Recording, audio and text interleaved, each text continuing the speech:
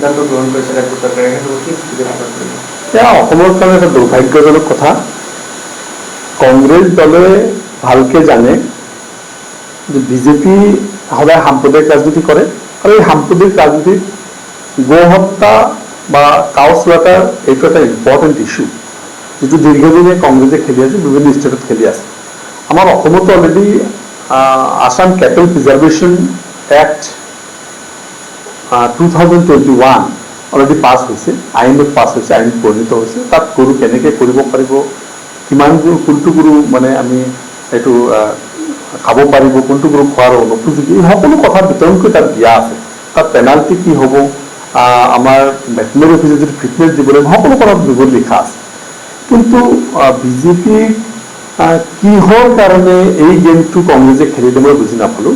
ৰকিবুল হুছেইন ডাঙৰীয়া আৰু আমাৰ ভূপেন বৰা ডাঙৰীয়া দুজন চিনিয়ৰ লিডাৰ কংগ্ৰেছৰ এই বিজেপিৰ গেমটো কিয় কংগ্ৰেছে খেলিবলৈ গ'ল, আৰু গেমটো খেলিবলৈ গৈ গোটেই বলটো উঠাই ছিক্স মাৰিবৰ কাৰণে মানে মুখ্যমন্ত্ৰী ডাঙৰীয়াৰ আগত তুলি দিলে, আৰু মুখ্যমন্ত্ৰী ডাঙৰীয়াই এইটোক লৈ ছিক্স কোবাই গোটেই অসমত এতিয়া সামাজিক অনুষ্ঠান, ধৰ্মীয় অনুষ্ঠান, হোটেল ৰেষ্টুৰেণ্টৰ নিচিনা ঠাইত এইটো বন্ধ কৰিছে। আমি অত্যন্ত দুখ পাইছোঁ এই কাৰণে।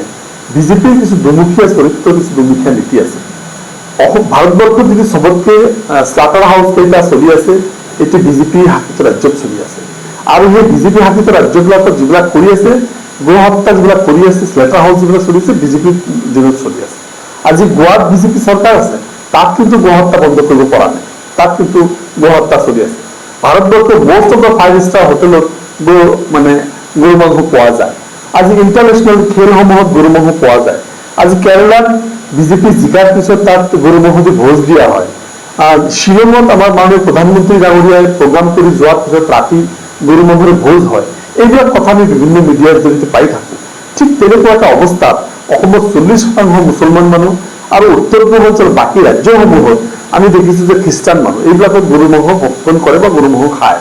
এটা কেটেল প্ৰিজাৰ্ভেশ্যন বিল থকাৰ পিছতো এনেকুৱা এটা সিদ্ধান্ত কি হোটেলবিলাকত বন্ধ কৰি দিব, ৰেষ্টুৰেণ্টত বন্ধ কৰি দিব, কোনে কি খাব, কোনে কি পিন্ধিব, কোনে ক'ত পঢ়িব, কোনে কি সাজপাৰ পিন্ধিব, সকলো কথা যদি চৰকাৰে ঠিক কৰি দিয়ে, প্ৰাইভেট ৰাইটটো ক'ত থাকে? আজি খোৱাক লৈ ৰাজনীতি হ'ব নালাগে, খোৱা বস্তুক লৈ ৰাজনীতি হ'ব নালাগে, এই কথাটো কিন্তু কংগ্ৰেছে এনেকুৱা এটা সময়ত খেলি দিলে। 2026 চনৰ নিৰ্বাচনৰ আগত এই কথা কিন্তু স্পষ্টভাৱে কেনেকৈ কৰিব, এই কথা কিন্তু স্পষ্ট হৈ যাব।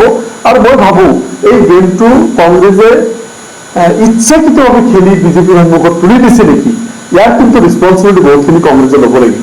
কিয় তেনেকুৱা সিদ্ধান্ত হ'ব পালে? সিদিনাখন এটা কেটেল প্ৰিজাৰ্ভেশ্যন বিল পাছ হৈছে, পাছ হোৱাৰ পিছত এতিয়া আৰু কঠোৰকৈ আৰু যাতে এতিয়া ঘৰুৱা আকিকাতো এতিয়া গৰু কাটিব নোৱাৰিব, বিয়াত যদি কোনোবা দুখীয়া মানুহ এটা গৰু কাটি বিয়া পাৰ হৈ যায় সেইটো কৰিব নোৱাৰিব। এতিয়া কিহেৰে কেনেকৈ কৰিম? ইমান ডাঙৰ এটা কঠোৰ সিদ্ধান্ত কংগ্ৰেছখন আহিলে ইয়াৰ ভোগ কিন্তু কংগ্ৰেছে কৰিব লাগিব অহা দিনত, এই কথাটো স্পষ্ট। এজন বিশেষ নেতাৰ এই ভুলৰ বাবে আজি সমগ্ৰ মুছলিম সমাজটো এই গো মাংস ভক্ষণৰ পৰা বিৰত থাকিব নেকি?